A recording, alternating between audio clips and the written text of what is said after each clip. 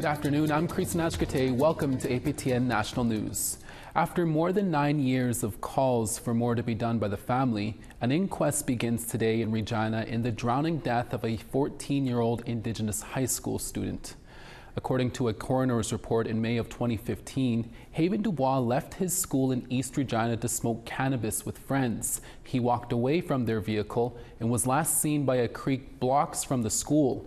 He was later found unresponsive in waist-deep water in that creek. The provincial coroner ruled drowning was the cause of death, with cannabis playing a factor.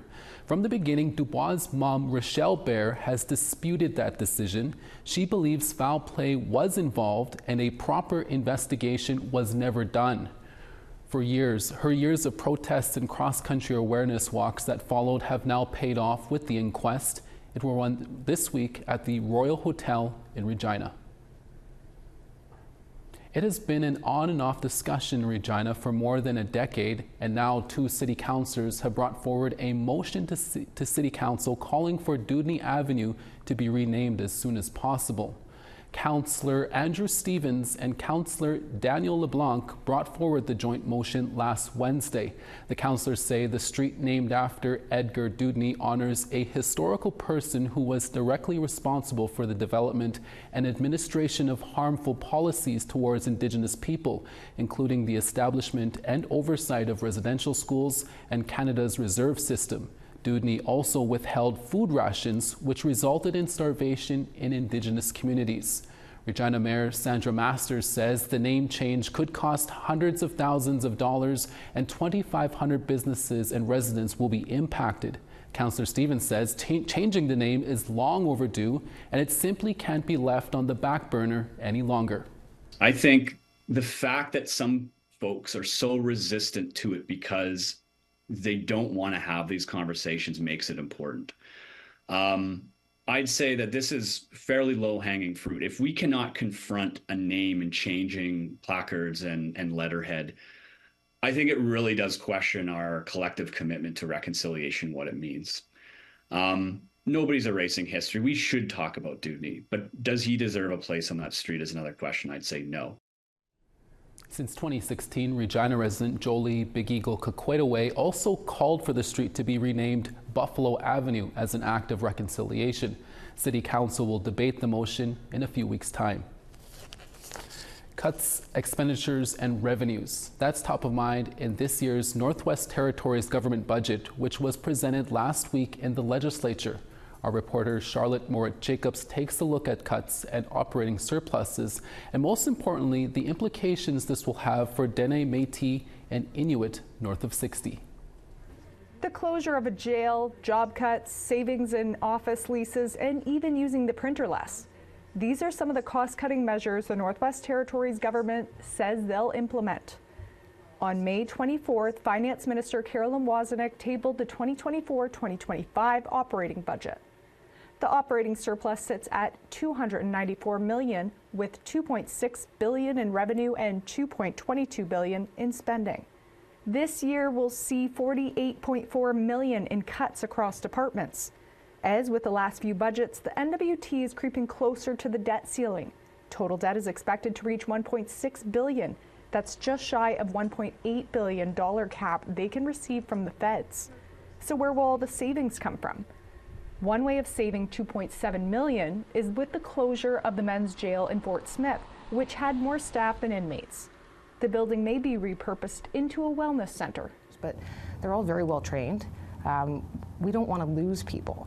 And it's an opportunity when you have multiple Indigenous governments from every region asking for the opportunity to have a greater lead, to look together and say, we have this wonderful piece of infrastructure. We have staff. It's being underutilized right now, and public dollars are being put towards it in a way that's not effective or efficient, and yet there's a huge need. The budget proposes cutting 91 public sector positions, reassigning positions that are currently filled. Other cost-saving measures proposed: $1.6 million in saving from infrastructure leases, $900,000 from discontinuing a midwifery expansion program, and $300,000 in printing costs. The minister also commends input from 900 public servants who submitted more than 1,800 suggestions on how to increase efficiency and revenue. Or that employees emphasized was highlighted, was literally highlighted in blue to all of us so that we knew that feedback and where it had come from. So it really was quite front and center. And some of what was suggested, again, not being ribbon cutting, like one of my sort of favorite things is fleet management, is actually having consolidated fleet management, and that was highlighted from staff. What does it mean I'll get to your question now, but what does it mean in terms of, the system? With the closure of Diavik Diamond Mine in 2026 and the NWT's reliance on public service jobs, the minister says diversification is key. I don't even want to venture a guess as to how many budgets and how many years and how many assembly cycles there's been efforts to sort of quote unquote force a diversification of the economy from government to the private sector. The private sector is the best placed entity to diversify the private sector, not. The government can't create an economy or create a sector. We can be there to fill gaps. Wozenik says more money into housing will help attract and maintain workers. The budget cites diversification with new money for resource extraction projects, commercial fishing, tourism, and film. MLAs will discuss the proposed budget and vote before the end of spring session on June 13th. Charlotte Mort-Jacobs, APTN National News, Yellowknife. An Indigenous legislature is set to make history in Ontario this week. Saul Mamakwa will rise in the chamber on Tuesday to ask a question in Oji Cree. His family, friends, and elders will be watching from the gallery. This is the first time the Ontario legislature will allow a language other than English or French to be used. Mamakwa is the only First Nation legislature at Queen's Park in Ontario. The moment comes decades after he was punished in a residential school for speaking his own language. To Winnipeg, where the federal government unveiled $31 million in funding to the Southern Chiefs organization to help revitalize downtown Winnipeg. The funding will help the SCO develop the Weiwei Na Bega Kinagan project in the former Hudson's Bay Company building. Sierra Bettens has more. All people deserve a place to call home. Right here in this very building, we will witness the creation of 350 much-needed units for housing of First Nations families, post-secondary students, elders, and our veterans. In a few years, this former Hudson's Bay Company building is slated to reopen with affordable housing units, a childcare center, and even a museum. Today, the federal government dedicated $31 million in funding to the Southern Chiefs organization to support the Weiwei Na Bega Kinagan redevelopment project. We know that cities are judged by downtowns, and we know that downtown housing is absolutely critical to a safer, more vibrant Winnipeg. We also know that Winnipeg is Canada's most vital city when we talk about reconciliation. $25 million of funding comes from Infrastructure Canada to support building repairs and upgrades. The remaining $6 million from Prairie's Can will support the creation of Mi'kmaq Connect, a First Nations workforce recruitment app. The team hopes to hire over 400 people to work on the redevelopment project through the app. The Manitoba Minister of Housing, Addiction and Homelessness, Bernadette Smith, said the province will dedicate up to $10 million in funding for the project, in addition to their $25 million Bay Building Fund. This continuum of care that we've been talking about, getting people from encampments into homes, into employments, and into even imagining owning their own home. This is what I see this place being. SCO Grand Chief Jerry Daniels said the project is developing more housing that will total 358 units. That's up from the estimated 200 units previously planned. The project will also develop services like childcare and subsidized food costs. There's more units here than had initially been here 2 years ago, and so we added an entire floor of units here, so there's going to be more housing here than there was initially. While the timeline isn't set in stone, Grand Chief Daniels said they hope to host a soft opening on the building's 100th birthday in 2026. Sierra Bettens, APTN National News, Winnipeg. When we return, Saugeen First Nation and their decision on having nuclear waste in their territory. Stick around, we'll be right back.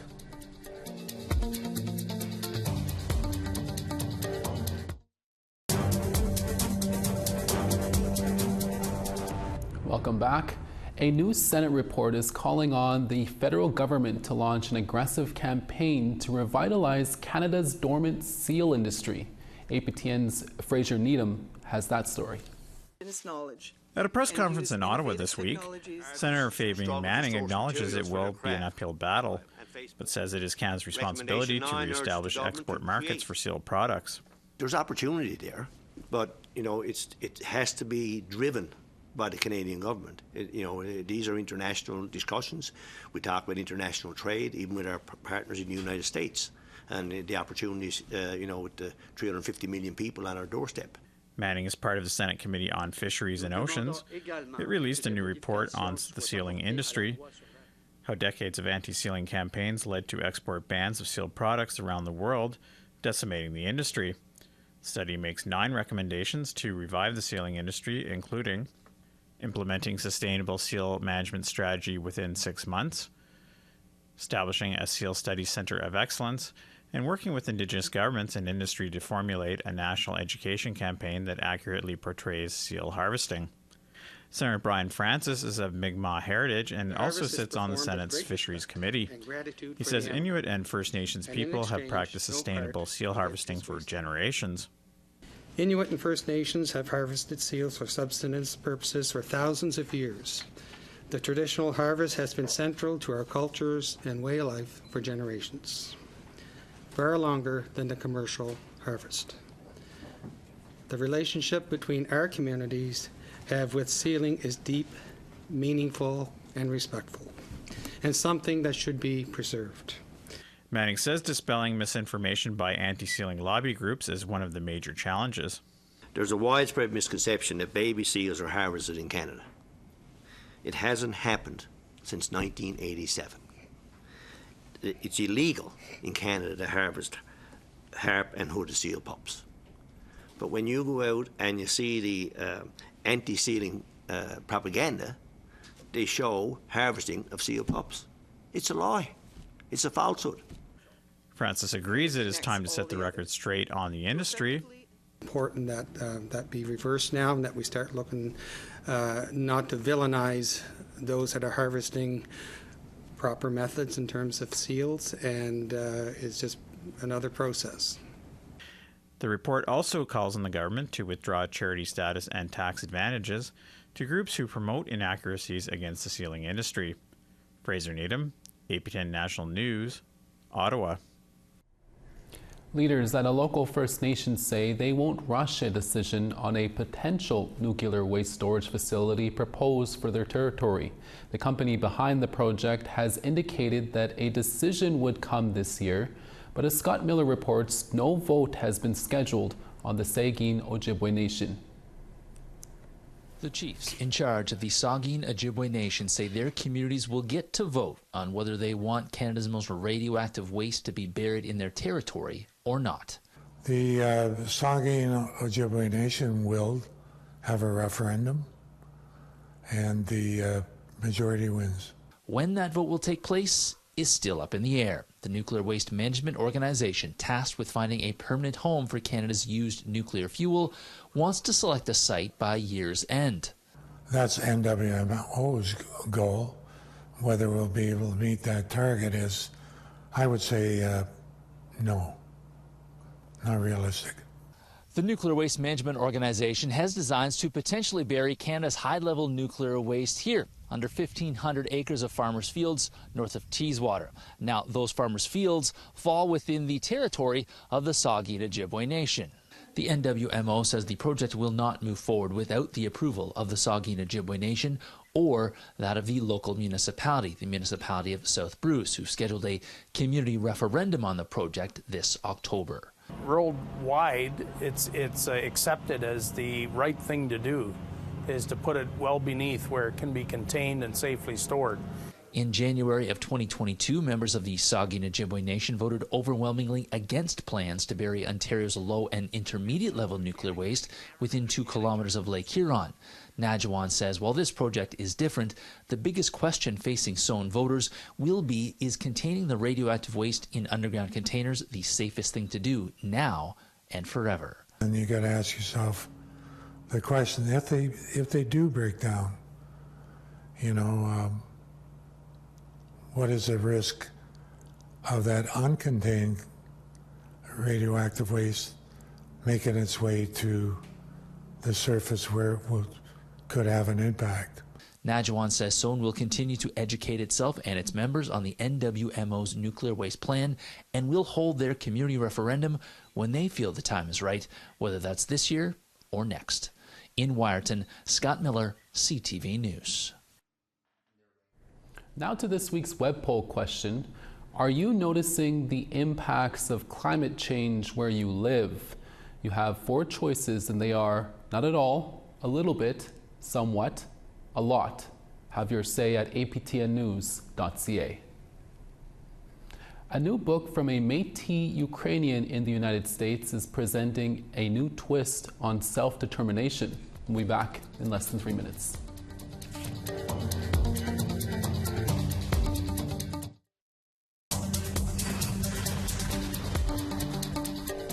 Newfoundland and Labrador, St. John's 5, PEI, Charlottetown 12. Northern Quebec, Nuujjuaq 6, La Grande River 13. Southern Quebec, Quebec City 12, Montreal 19 with clouds and rain. Southern Ontario, Toronto, rain as well, 17 with sun in London. Northern Ontario, Timmins 24, Wawa 15 with cloud. Northern Manitoba, Churchill 0, Norway House 8. Southern Manitoba, Gimli 10, Brandon 14 with a little bit of cloud. Southern Saskatchewan, Regina at 14, Estevan 11. Northern Saskatchewan, Stony Rapids 8, Meadow Lake 13. Northern Alberta, Fort McMurray 15 with sun, Peace River 9. Southern Alberta, Edmonton 7, Lethbridge 25 with rain. Southern BC, Vancouver 11, Quesnel 7.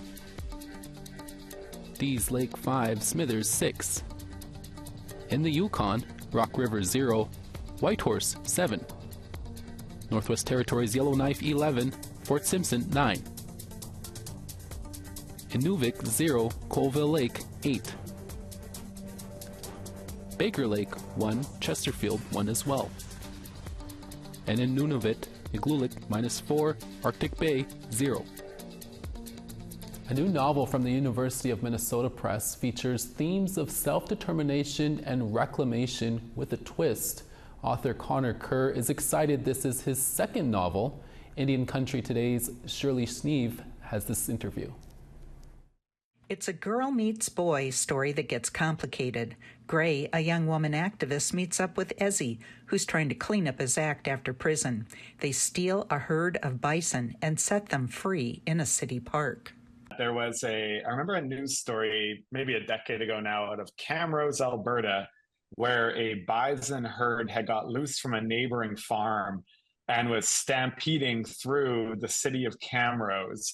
And I thought, what a funny thing, to see, for the people who are up at 4:30 or 5 a.m., beautiful summer morning, you're driving to work with your coffee, and here comes 50 bison cruising down Main Street right at you.